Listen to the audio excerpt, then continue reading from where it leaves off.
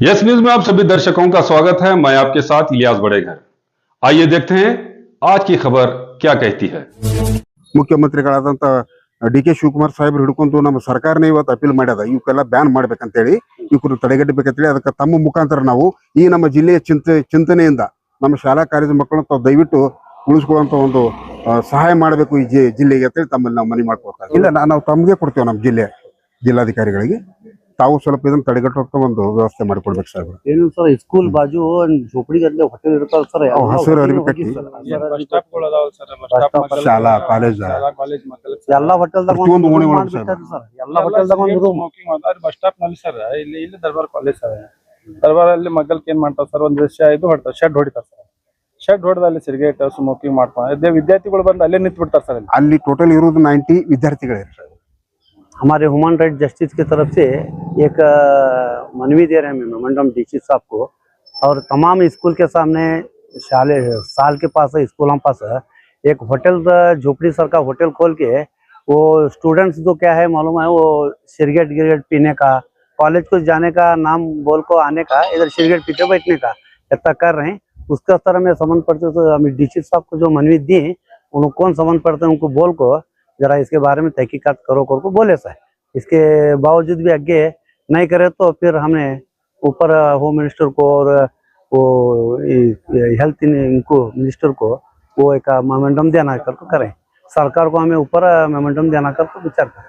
तो सरकार भी इस पर कानून लाई, बैन वगैरह बोले, फिर उसके बाद ये करते क्या होगा? अब डी.के. शिवकुमार साहब हमारे कर्नाटक के सीएम हैं, उन्होंने तो काम बराबर करे थे। अभी अब क्या समझ में नहीं आया उनको कौन सा बता है कि क्या है कि उसके वजह से कैंसिल करे उन्होंने। फिर इंशाल्लाह देखेंगे आगे चल के क्या भी उनको कब समझ में आता है, उनका काम उन्होंने करते हैं। हमारा काम क्या है मेमोरेंडम देने का, हमें बंद नहीं कर, सरकार की नज़र में लगाए। हमारा काम क्या है इनको ये जिलाडलित को और ऊपर हमारा काम देने का काम हमारा था। अब बंद काम करना उनका, हमारा काम नहीं, हमारा खाली रही। यही नशे की वजह से जो है मर्डर हो रहे हैं, आपको देखे होंगे खास तौर पर कई एरियाज हैं जहाँ पर नशे की वजह से लोगों की जानें मारी जा रही है। अगर ये नशा बंद होगा तो सब सारी क्राइम भी रुकेगा। अभी ये सब क्राइम रुका तो नौजवान रुक जाते हैं। अभी ऐसा ढीला छोड़ते गए तो ये डेली बीजापुर में कैसा चले वैसा चलते रहने वाला। ये पूरा टोटली नशा बंद करना, गांजा रंधे, ये क्या तुम्हारा ये पान दुकान के अंदर गुटखा, वो ये सब बंद हुआ कर बोले तो ये सब बंद होते हैं। गोलियां भी ले रहे, मेडिकल में गोलियां ली जा रही हैं, फोरेक्स बोल के जो फांसी के दौर की बोतल है उसका नशा किया जा रहा है। वो गोलियां दुकान के अंदर क्या है, वो डॉक्टर की चिट्ठी रही कर बोले तो वो देना पड़ता है। बगैर डॉक्टर की चिट्ठी के उन्होंने थोड़ा पैसे ज्यादा लेकर उन्होंने दे रहे हैं। अभी उसके स्तर हमें अर्जी के अंदर क्या लेकर उनको भी जरा तहकीकात कर को उनको भी जरा ये करने का करो बोल, हाँ एक्शन लो कर को बोले। मेडिसिन और हाँ दवाखाने मेडिकल स्टोर के अंदर क्या है, डॉक्टर की चिट्ठी रही तो देना पड़ता है, डॉक्टर की चिट्ठी नहीं रही तो दे रहा हूँ कोरेक्स वो ये दवा जो है उनके ऊपर भी एक्शन लो कर बोल के हमें डीसी साहब को बोले। Dadapir Bagmare, human rights justice association Karnataka state person. ಸಮಸ್ತ ವಿಜಯಪುರ ಜಿಲ್ಲೆಯ ನಾಗರಿಕರಿಗೆ ನಮಸ್ಕರಿಸುತ್ತಾ ಇವತ್ತಿನ ದಿವಸ ನಾವು ಕರ್ನಾಟಕ ರಾಜ್ಯದ ಹ್ಯೂಮನ್ ರೈಟ್ಸ್ ಜಸ್ಟಿಸ್ ಅಸೋಸಿಯೇಷನ್ ವತಿಯಿಂದ ಒಂದು ಕಾರ್ಯಾಚರಣೆಯನ್ನು ಹಮ್ಮಿಕೊಂಡಿದ್ದೇವೆ. ಏನಪ್ಪಾ ಅಂತಂದ್ರೆ ಇವತ್ತಿನ ಇತ್ತೀಚಿನ ದಿನಗಳಲ್ಲಿ ತಾವೆಲ್ಲರೂ ನೋಡ್ತಿದ್ದಂತೆ ವಿಜಯಪುರ ಜನತೆಗೆ ಯಾಕ ಇಡೀ ನಮ್ಮ ರಾಜ್ಯದ ಜನತೆಗೂ ಬೇಜಾರಾದಂತ ಒಂದು ಸಂದಿಗ್ಧ ಸಮಯ ಬಂದಿದೆ. ಏನಪ್ಪಾ ಅಂತಂದ್ರೆ ಶಾಲಾ ಕಾಲೇಜು ಮಕ್ಕಳು ಇವತ್ತಿನ ದಿವಸ ತಂಬಾಕು ಸೇವನೆ ಹಾಗೂ ಗುಟ್ಕಾ ಹಾಗೂ ಇನ್ನಿತರ ಚಟವಾದಿಗಳಿಗೆ ಬಿದ್ಕಿಸಿನ ತಮ್ಮ ಭವಿಷ್ಯವನ್ನ ಹಾಳು ಮಾಡಿ ಪ್ರತಿಯೊಂದು ವಿದ್ಯಾರ್ಥಿಯ ಕುಟುಂಬ ಇವತ್ತು ಬೀದಿ ಪಾಲಾಗಂತ ಪರಿಸ್ಥಿತಿ ಬಂದಿದೆ. ಇದಕ್ಕೆ ಏನು ಕಾರಣಪ್ಪ ಅಂತಂದ್ರೆ ಶಾಲಾ ಕಾಲೇಜ್ ಹತ್ತಿರ ಇರತಕ್ಕಂಥ ಇವು ಪಾನ್ ಶಾಪ್ ಮಳಿಗೆಗಳು ಹಾಗೂ ಚಹಾದ ಅಂಗಡಿಗಳು ಇಲ್ಲಿ ರಾಜಾರೋಷವಾಗಿ ಇವತ್ತಿನ ದಿವಸ ಗುಟ್ಕಾ ಸಿಗರೇಟು ತಂಬಾಕು ಮಾರಾಟ ಮಾಡಿ ವಿದ್ಯಾರ್ಥಿಗಳಿಗೆ ಅಲ್ಲಿ ಒಳಗಡೆ ಕೂತ್ಕೊಂಡು ಸೇದುವಂತ ಒಂದು ಅನುಮತಿ ಕೊಟ್ಟು ಅವ್ರ ಜೀವನವನ್ನೇ ಹಾಳು ಮಾಡುವಂತ ಒಂದು ಹುನ್ನಾರ ನಡೆದಿದೆ ವಿಜಯಪುರ ಜಿಲ್ಲೆಯಲ್ಲಿ. ಎಲ್ಲಿ ಬೇಕಲ್ಲಿ ಯಾವ ಶಾಲೆ ಕಾಲೇಜು ಹೋಗ್ರಿ ಪ್ರತಿಯೊಂದು ಓಣಿಯಲ್ಲಿ ನಾಯಿ ಕೊಡಿ ಅಂತೆ ಇವತ್ತಿನ ದಿವಸ ಈ ಸಿಸ್ಟಮ್ ಎದ್ದಿದೆ. ಅದಕ್ಕಾಗಿ ಮಾನ್ಯ ಜಿಲ್ಲಾಧಿಕಾರಿಗಳ ಮುಖಾಂತರ ನಾವು ಇಡೀ ಎಲ್ಲಾ ಅಧಿಕಾರಿಗಳಿಗೆ ಮನವಿ ಏನ್ ಮಾಡ್ಕೊಳ್ಳೋದಪ್ಪ ಅಂತಂದ್ರೆ ಇದಕ್ಕೊಂದು ಕಡಿವಾಣ ಹಾಕಬೇಕು. ಅದಕ್ಕಾಗಿ ನಮ್ಮ ರಾಜ್ಯದ ಅಧ್ಯಕ್ಷರಾದಂತ ದಾದಾಪೀರ್ ಬಾಗಮಾರೆ ಸಾಹೇಬರು ಹಾಗೂ ನಮ್ಮ ರಾಜ್ಯದ ಉಪಾಧ್ಯಕ್ಷರಾದಂತ ಆರ್ ವಿ ಕುಲಕರ್ಣಿ ಸಾಹೇಬರು ಹಾಗೂ ನಮ್ಮ ಮೀಡಿಯಾ ಇನ್ಚಾರ್ಜ್ ಆದಂತ ನಮ್ಮ ಸಾಹೇಬರು ಹಾಗೂ ನಮ್ಮೆಲ್ಲ ಕಾರ್ಯಕರ್ತರು ಎಲ್ಲರೂ ಕೂಡ್ಕಿಸಿದ್ರ ಈ ಒಂದು ಹಂತಕ್ಕೆ ಏನ್ ಬಂದೇವಪ್ಪ ಅಂತಂದ್ರ ಇನ್ನು ಮುಂದಾದ್ರೂ ಉಳಿದಂತ ಶಾಲಾ ಮಕ್ಕಳು ಉಳ್ಕೊಳ್ಳಿ. ಇವತ್ತಿನ ದಿವಸ ನೋಡ್ರಿ ಆ ಪಾನ್ ಶಾಪ್ ಒಳಗ ಇವತ್ತು ಗಾಂಜಾ ಹಿಡ್ಕೊಂಡು ಡ್ರಗ್ಸ್ ಹಿಡ್ಕೊಂಡು ನಡೆದಿದೆ. ಈಗ ಸರ್ಕಾರದ ಮಟ್ಟದಲ್ಲಿ ಸುದೇ ನಮಗೆಲ್ಲರಿಗೆ ಏನು ಒಂದು ಆದೇಶ ಆಗಿದೆಪ್ಪ ಅಂತಂದ್ರ ಎಲ್ಲರೂ ನಮಗೆ ಸಹಕಾರ ಕೊಡ್ರಿ. ಮಾನ್ಯ ಡಿ ಕೆ ಶಿವಕುಮಾರ್ ರಾಜ್ಯದ ಮುಖ್ಯಮಂತ್ರಿಗಳು ಅವರು ಸಹ ಅಪೀಲ್ ಮಾಡಿದ್ದಾರೆ. ಇಡೀ ನಮ್ಮ ರಾಜ್ಯ ತುಂಬದಲ್ಲಿ ನೀವು ಎಲ್ಲೇ ಆದ್ರೂ ನಿಮ್ಗೆ ಇಂಥ ಅನೈತಿಕ ಕೆಲವೊಂದು ಕಂಡು ಬಂದಲ್ಲಿ ಎಲ್ಲ ಸಾರ್ವಜನಿಕರು ನಮ್ಮ ಜೋಡಿ ಕೈ ಜೋಡಿಸ್ರಿ ತಿಳ್ಕಿಸಿದ್ರ ಅವರು ಸಹ ಮನವಿ ಮಾಡ್ಯಾರ.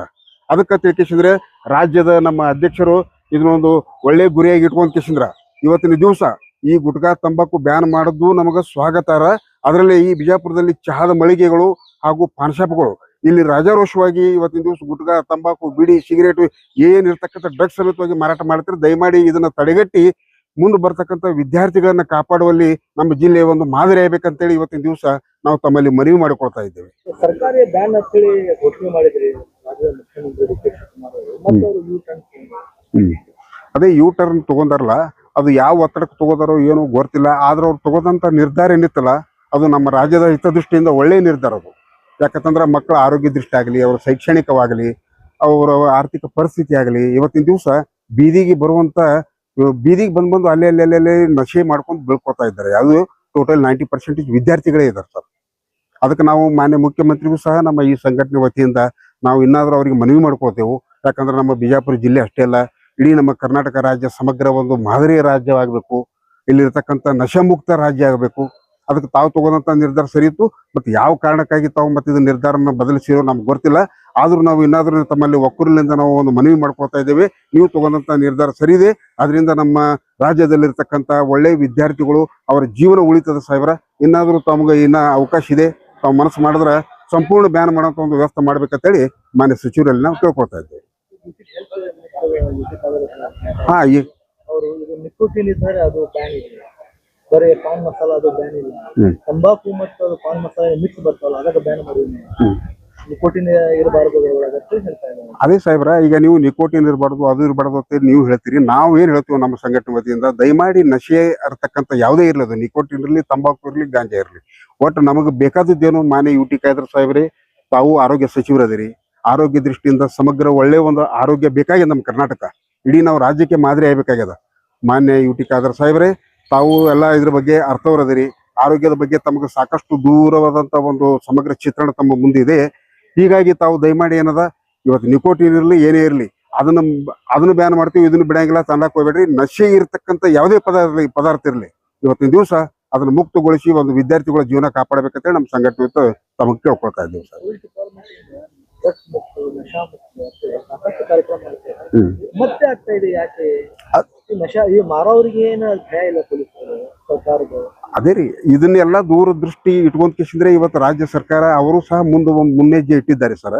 ಯಾಕಂದ್ರೆ ಇದಕ್ಕೆ ನಮ್ಮ ಗೃಹ ಸಚಿವರಾದಂತ ಪ್ರಿಯಾಂಕಾ ಖರ್ಗೆ ಸಾಹೇಬರು ಅವರಿಗೆ ಸುದೇ ನಾವು ಈ ಸಂಘಟನೆ ವತಿಯಿಂದ ಇವತ್ತು ಬಿಜಾಪುರ ಜಿಲ್ಲೆಯಿಂದಲೇ ನಾವು ಇವತ್ತು ತಮಗೆ ಏನು ಮನವಿ ಮಾಡ್ಕೋತೀವಪ್ಪ ಅಂತಂದ್ರೆ, ಇಡೀ ನಮ್ಮ ಜಿಲ್ಲೆ ಒಂದೇ ನೋಡಕ್ ಹೋಗ್ಬೇಡ ಸಾಹೇಬ್ರ, ಇಡೀ ನಮ್ಮ ರಾಜ್ಯನೇ ನೋಡ್ಕೇಸಿಂದ್ರ. ಯಾಕಂದ್ರೆ ತಮ್ಮಲ್ಲಿ ಅಧಿಕಾರ ಇದೆ.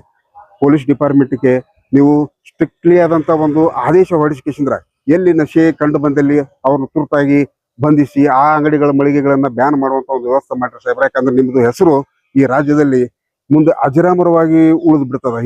ಇಂಥವ್ರ ಪೀಳ್ನ್ಯಾಗ ಈ ಟೈಪ್ ಒಂದು ರಾಜ್ಯವನ್ನು ಸಮಗ್ರ ಮಾಡಿದ್ರಪ್ಪ ಅಂತ ಹೇಳ್ಕಿಸಿದ್ರ ಅಳಕಲಾರದಂತದ ಒಂದು ಇತಿಹಾಸ ಆಗಿಬಿಡ್ತದ. ಅದಕ್ಕೆ ದಯಮಾಡಿ ಮಾನ್ಯ ಖರ್ಗೆ ಸಾಹೇಬ್ರೆ, ನೀವು ಮನಸ್ಸು ಮಾಡಿದ್ರ ನೋಡ್ಬೇಕು. ಯಾಕಂದ್ರೆ ಇದರಲ್ಲಿ ಹೆಚ್ಚೆಚ್ಚು ಕೆಲವೊಂದು ಕಾಲೇಜು ವಿದ್ಯಾರ್ಥಿಗಳು ಜೀವ ನಶಿಸಿ ಹೊಂಟವ. ಬರೀ ಆ ವಿದ್ಯಾರ್ಥಿ ಒಬ್ಬಂದು ಹೊಂಟಿಲ್ಲ, ಆ ವಿದ್ಯಾರ್ಥಿಗೆ ಸಂಬಂಧಪಟ್ಟಂತ ಒಂದು ಪರಿವಾರನೇ ಇವತ್ತು ನಶಿಸಿ ಹೋಗುವಂತ. ಯಾಕಂತಂದ್ರೆ ಅವ ನಶೆ ಮಾಡಿಕೆಸಿಂದ್ರೆ ಅವನ ಜೀವನ ಹಾಳಾಗುವುದು, ಪರಿವಾರಕ್ಕೆ ನೋಡೋದಾಗುದಿಲ್ಲ. ದವಾಖಾನಿಗೆ ಖರ್ಚು ವೆಚ್ಚ ಇರ್ತದೆ ಸಾಹೇಬ್ರ. ಅದಕ್ಕೆ ಹಾಕುವಂತ ಒಂದು ಶಕ್ತಿ ಸಾಮರ್ಥ್ಯ ಕೆಲವೊಂದು ಬಡವರಲ್ಲಿ ಇರುವುದಿಲ್ಲ. ಅದಕ್ಕೆ ಒಂದು ಏನಾದ್ರೂ ಒಂದು ಒಳ್ಳೆ ದಾರಿ ಕಂಡಿಡಿದು ಮಾದರಿ ಆಗಿರಿ ನಮ್ಮ ರಾಜ್ಯ. ಬಂದ್ ಆಗ್ಲಿಲ್ಲಪ್ಪ ಅಂತಂದ್ರ ನೋಡ್ರಿ, ನಾವು ಪ್ರತಿಯೊಂದು ಜಿಲ್ಲೆಗೆ ತಿರುಗಿ ಆಮೇಲೆ ಪ್ರತಿಯೊಂದು ವಾರ್ಡ್ ವೈಸು ಜಿಲ್ಲಾವಾರು ರಾಜ್ಯಾದಂತ ಇದನ್ನ ನಾವೇನಾದ್ರೂ ಪ್ರಚಾರ ಮಾಡ್ಕೊಂಡ್ ಕಿಸಿ ನಾವು ಉಳಿಸುವಂತ ಪ್ರಕ್ರಿಯೆ ಮಾಡ್ತೀವಿ. ಇದು ಉಳಿಲಿಲ್ಲಪ್ಪ ಅಂತಂದ್ರೆ ನಾಳೆ ನೈತಿಕ ಹೊಣೆ ನೀವೇ ಹೊರಬೇಕಾಗತ್ತೆ. ನಾವು ಎಲ್ಲಿ ಬೀದಿಯಲ್ಲಿ ನಿಂತ್ಕಿಸಿ ನಾವು ನಿಮ್ಮ ಹೆಸರೇ ನಿಮ್ಮ ಕಡೆನೇ ಬೊಟ್ಟು ಮಾಡೋದಕ್ಕದ. ಯಾಕಂದ್ರೆ ಆಡಳಿತ ಅಧಿಕಾರಿಗಳು ನೀವು ಅದ್ರಿ, ಆಡಳಿತ ಚುಕ್ಕಾಣಿ ನಿಮ್ಮ ಕೈಯಲ್ಲಿದೆ. ನೀವು ಒಂದು ವೇಳೆ ಇದನ್ನ ತಡೆಗಟ್ಟುವಲ್ಲಿ ನೀವು ವಿಫಲ ಆಗ್ಲಿಲ್ಲ, ಇದರಲ್ಲಿ ಯಶಸ್ವಿ ಆಗ್ಲಿಲ್ಲಪ್ಪ ಅಂತಂದ್ರೆ ಕಾರಣೀಭೂತರು ಈ ಸರ್ಕಾರನೇ ಆಗತ್ತೆ. ಇದು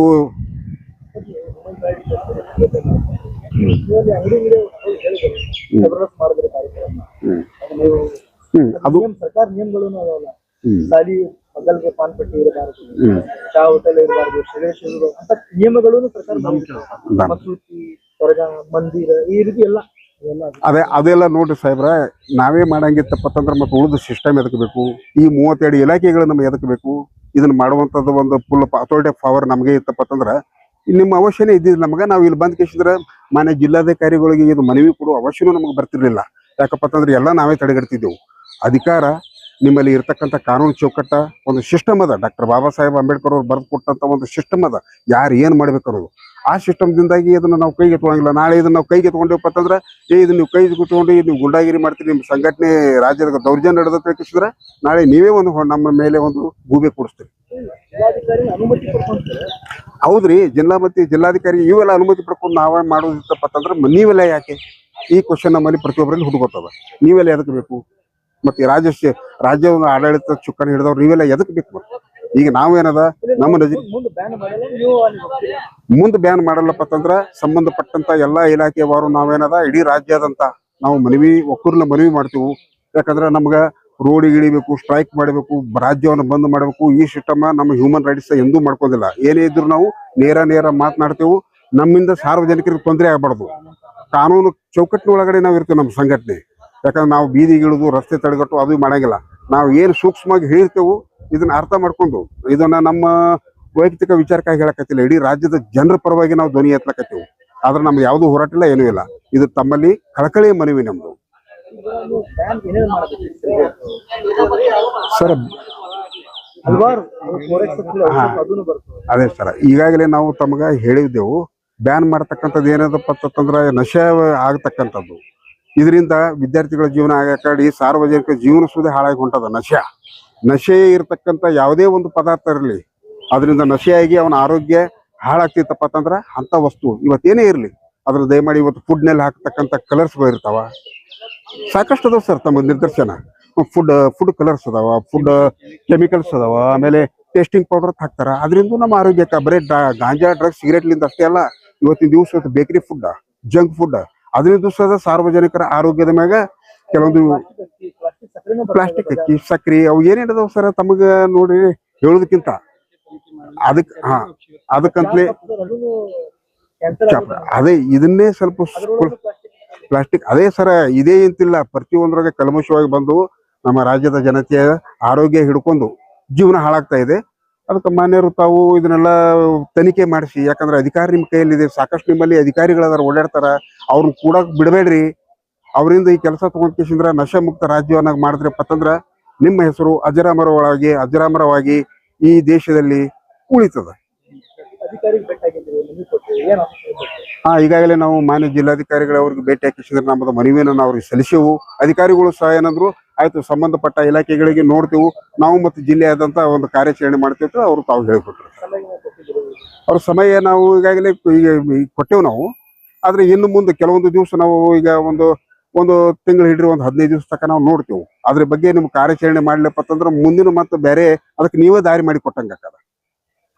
ಎಷ್ಟು ಹೇಳಿ, ನಮ್ಮ ಹೆಸರು ಅಶೋಕ್ ಬಂಡ್ರಗಲ್ಲ, ರಾಜ್ಯ ಪ್ರಧಾನ ಕಾರ್ಯದರ್ಶಿ human rights justice association Vijayapura. ಹತ್ತಿರದಲ್ಲಿ ತಂಬಾಕು, ಗುಟ್ಕಾ ಹಾಗೂ ಸಿಗರೇಟ್ ಮಾರುವಂತ ಒಂದು ಪಾನ್ ಶಾಪ್ಗಳು ಮತ್ತು ಚಹಾದ ಅಂಗಡಿಗಳು ಈಗ ನಾಯಿ ಕೊಡೆಯಂತೆ ತೆರೆದಿರ್ತಾವ್ರಿ. ಇದರಿಂದಾಗಿ ಎಲ್ಲಾ ವಿದ್ಯಾರ್ಥಿಗಳ ಜೀವನ ನಶಿಸಿ ಹೋಗುವಂತ ಒಂದು ಸಂದಿಗ್ಧ ಸಮಯ ಬಂದಿದೆ ಸಾಹೇಬ್ರೆ. ಅದಕ್ಕಾಗಿ ಮಾನ್ಯ ಮುಖ್ಯಮಂತ್ರಿಗಳಾದಂತ ಡಿ ಕೆ ಶಿವಕುಮಾರ್ ಸಾಹೇಬ್ರು ಹಿಡ್ಕೊಂಡು ನಮ್ಮ ಸರ್ಕಾರನೇ ಇವತ್ತು ಅಪೀಲ್ ಮಾಡ್ಯದ, ಇವಕ್ಕೆಲ್ಲ ಬ್ಯಾನ್ ಮಾಡ್ಬೇಕಂತೇಳಿ, ಇವಕ್ಕನ್ನು ತಡೆಗಟ್ಟಬೇಕಂತೇಳಿ. ಅದಕ್ಕೆ ತಮ್ಮ ಮುಖಾಂತರ ನಾವು ಈ ನಮ್ಮ ಜಿಲ್ಲೆಯ ಚಿಂತನೆಯಿಂದ ನಮ್ಮ ಶಾಲಾ ಕಾಲೇಜು ಮಕ್ಕಳನ್ನ ತಾವು ದಯವಿಟ್ಟು ಉಳಿಸ್ಕೊಳ್ಳುವಂತ ಒಂದು ಸಹಾಯ ಮಾಡಬೇಕು ಈ ಜಿಲ್ಲೆಗೆ ಅಂತೇಳಿ ತಮ್ಮಲ್ಲಿ ನಾವು ಮನವಿ ಮಾಡ್ಕೊಳ್ತಾ ಇದ್ದೀವಿ.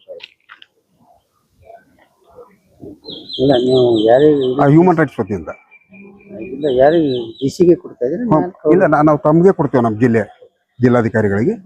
ತಾವು ಸ್ವಲ್ಪ ಇದನ್ನ ತಡೆಗಟ್ಟುವಂತ ಒಂದು ವ್ಯವಸ್ಥೆ ಮಾಡಿಕೊಡ್ಬೇಕು ಸರ್. ಏನು ಸರ್, ಸ್ಕೂಲ್ ಬಾಜು झोपड़ी ಗಟ್ಟಲೆ ಹೋಟೆಲ್ ಇರ್ತಾವ ಸರ್, ಹಸಿರು ಅರಿವಿ ಕಟ್ಟಿ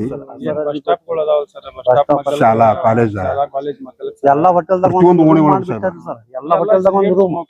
ಬಸ್ ಸ್ಟಾಪ್ ನಲ್ಲಿ ಸರ್, ಇಲ್ಲಿ ದರ್ಬಾರ್ ಕಾಲೇಜ್ ಸರ್, ದರ್ಬಾರ್ ಅಲ್ಲಿ ಮಗ್ಗಲ್ಕ್ ಏನ್ ಮಾಡ್ತಾರ ಸರ್, ಒಂದ್ ಇದು ಹೊಡ್ತಾರ, ಶೆಡ್ ಹೊಡಿತಾರ ಸರ್. ಶೆಡ್ ಹೊಡೆದ ಅಲ್ಲಿ ಸಿಗರೇಟ್ ಸ್ಮೋಕಿಂಗ್ ಮಾಡ್ತಾರೆ. ವಿದ್ಯಾರ್ಥಿಗಳು ಬಂದು ಅಲ್ಲೇ ನಿಂತು ಬಿಡ್ತಾರ ಸರ್. ಅಲ್ಲಿ ಟೋಟಲ್ ಇರೋದು 90 ವಿದ್ಯಾರ್ಥಿಗಳಿರ್ತಾರೆ. ಸ್ಕೂಲ್ ಕಾಲೇಜ್ ಅಲ್ರಿ, ಅದು ಆಯ್ತು. ಇಲ್ಲಿ ಓಣಿಗಳ ಒಳಗ್ರಿ, ಗಲ್ಲಿಗಳ ಒಳಗ ಅಲ್ಲಿನ ವಿದ್ಯಾರ್ಥಿಗಳು ರಿಸೀಟ್ ತಗೊಂಡು जैसा कि आप सब जानते हैं कि आप सभी का प्यार हमारे साथ कायम है।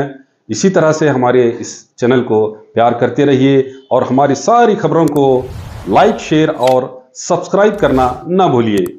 हमारा यही मकसद है कि आपको हर खबर जो है, जैसा है वैसा ही आपको हम दिखाते रहेंगे, ना किसी का पक्ष लेंगे, ना किसी के विरोध में जाएंगे। हमारे कदम सच के साथ।